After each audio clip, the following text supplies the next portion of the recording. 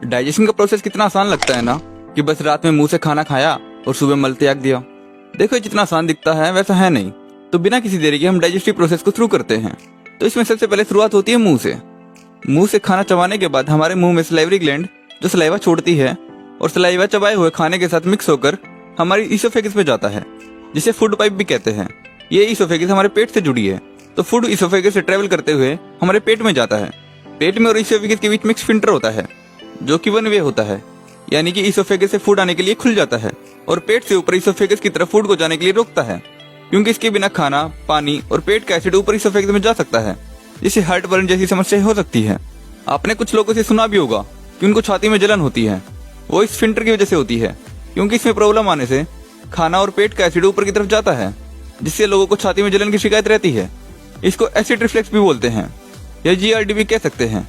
देखो अब जो ये देख रहे हो ये हमारा पेट है और हमारे पेट में होता है एसिड, जिसे हाइड्रोक्लोरिक एसिड भी कहते हैं। अभी पेट में मौजूद एसिड आपके खाए हुए खाने में से आए हुए वायरस बैक्टीरिया को पेट में खत्म कर देता है। ये एसिड बहुत ही स्ट्रॉन्ग होता है। इस एसिड में खाया हुआ खाना बिल्कुल ही ब्रेक डाउन हो जाता है, यानी कि वो काइम बन जाता है, जिसे आप पेस्ट भी बोल सकते हो। देखो जो हमारे पेट में एसिड है इसके चारों तरफ म्यूकस की लेयर होती है, जिससे हमारा पेट नहीं जलता है। ये म्यूकस की लेयर हमको पेट के एसिड से बचाती है। अब आपने लोगों से ये भी सुना होगा कि उनको पेट में जलन हो रही है और स्टमक अल्सर के बारे में भी सुना होगा। तो चलिए ये भी कवर करके चलते हैं। देखो हमारे पेट में जो ये म्यूकस की लेयर होती है जब भी कम हो जाती है तो पेट में मौजूद एसिड पेट को जलाने लग जाता है। ये म्यूकस के कम होने पर ही पेट में जलन और स्टमक अल्सर होता है। स्टमक अल्सर का मतलब है पेट में घाव का हो जाना। तो ये पेट में मौजूद म्यूकस लेयर क्यों कम होने लगती है उसका कारण भी जानो। देखो एक तो होता है भूखे रहने से और टाइम पर खाना ना खाने से। अब आपको यहाँ पे क्लियर हो जाएगा कि आपको रोजाना रूटीन के हिसाब से खाना क्यों खाना चाहिए। देखो जब आप भूखे रहते हो और ऐसा बार बार होता है तो पेट का एसिड म्यूकस लेयर को जलाने लग जाता है और धीरे धीरे ये म्यूकस लेयर खत्म होने लगती है। और दूसरा, जब आप रूटीन में खाना नहीं खाते हो, हमारी बॉडी हैबिचुअल होती है। इसको जिसकी भी आदत डालोगे वो बॉडी धीरे धीरे उसकी आदत होने लगती है। नॉर्मली हमारे पेट में 15% एसिड मौजूद होता है और बाकी का 85% खाने को देखकर और खाना खाते ही बॉडी 85% हाइड्रोक्लोरिक एसिड को पेट में रिलीज कर देती है। तो जब आप रूटीन में शाम 7 बजे डिनर करते हो तो बॉडी को इस चीज की आदत होती है और बॉडी डेली 7 बजे के आसपास एसिड को रिलीज कर देती है। तो अगर आपने उस टाइम खाना नहीं खाया है तो वो एसिड पेट में पड़ा रहेगा और म्यूकस लेयर को जलाने लग जाएगा। ये सब एक दिन में नहीं होता है, ये सब धीरे धीरे आदत खराब होने पर होने लग जाता है। और आपने नोटिस भी किया होगा कि जिस दिन आप डेली रूटीन के हिसाब से खाना नहीं खाते हो तो उस दिन आपका खाना ठीक से नहीं पचता है और आपको गैस बनने लग जाती है। तो ऐसा इसलिए होता है कि मान लीजिए कि शाम में 7 बजे आप डिनर करते हो और किसी दिन आपने गलती से 9 बजे डिनर कर लिया, तो पेट में तो एसिड 7 बजे के हिसाब से रिलीज हो चुका था, तो वो खाना पेट में पड़ा रहेगा और सड़ता रहेगा और फिर पेट में गैस बनेगी। तो ये सब आपने समझ ही लिया होगा। अब चलते हैं इंटेस्टाइन की तरफ। देखो पेट में खाना पेस्ट जैसा बनने में 2 से 3 घंटे लगते हैं और फिर ये हमारी छोटी आंत यानी कि स्मॉल इंटेस्टाइन में चला जाता है।